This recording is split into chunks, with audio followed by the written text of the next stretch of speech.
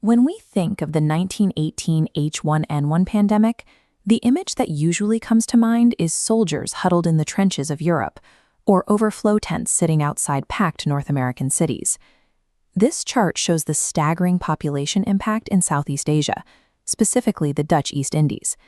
Between 1.5 and 4.3 million people died. That is a 10% population loss in certain regions, surpassing the mortality rates experienced across Europe. This remains one of the deadliest biological disasters in Southeast Asian history, yet it sits in a global blind spot. It persists as a footnote because it challenges our basic assumptions about how diseases travel. Look at the geographic reality of Southeast Asia. You have thousands of remote archipelagos separated by massive, imposing stretches of the Pacific and Indian Oceans. Colonial health authorities looked at this map and felt secure. They assumed all that physical distance would act as a natural defense system, providing a layer of protection from global threats. By 1918, steam power had integrated these vast stretches of water into a high-speed transit corridor. The exact maritime networks built to connect these islands and extract their wealth ended up facilitating their biological collapse. The First World War required a massive logistical pipeline. Troop transports moved hundreds of thousands of men, acting as high-speed vectors. These infected vessels sailed straight from global hubs and docked directly at the primary ports of Southeast Asia, Singapore, Batavia, Manila, and Saigon. Dropping a highly contagious strain directly into these dense, unregulated maritime entry points immediately overwhelmed local health officials. Any early attempts at quarantine failed.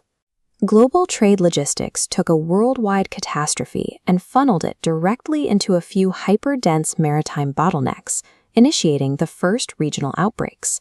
From those entry ports, the geographic shield failed. Inter-island steamship lines, like the Dutch KPM, ran regular cargo and passenger routes. They picked up the virus in the urban capitals and ferried it to remote rural islands across Java, Sumatra, and Bali.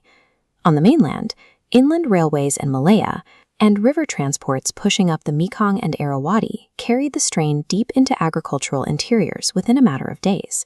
This map compares the rapid physical movement of a steamship route against the sluggish node-to-node delays of early 20th century telegraph and mail warnings. Colonial communication was slow enough that remote provinces learned of outbreaks long after infected ships unloaded passengers. In these conditions, when transportation outpaces communication, geographic isolation offers no protection. Once the virus made landfall, colonial economic priorities drove the death toll into the millions. In places like Malaya and Java, economies built on extraction crammed migrant laborers into high-density quarters to work rubber plantations and tin mines. These spaces became perfect incubators, with little to no medical access.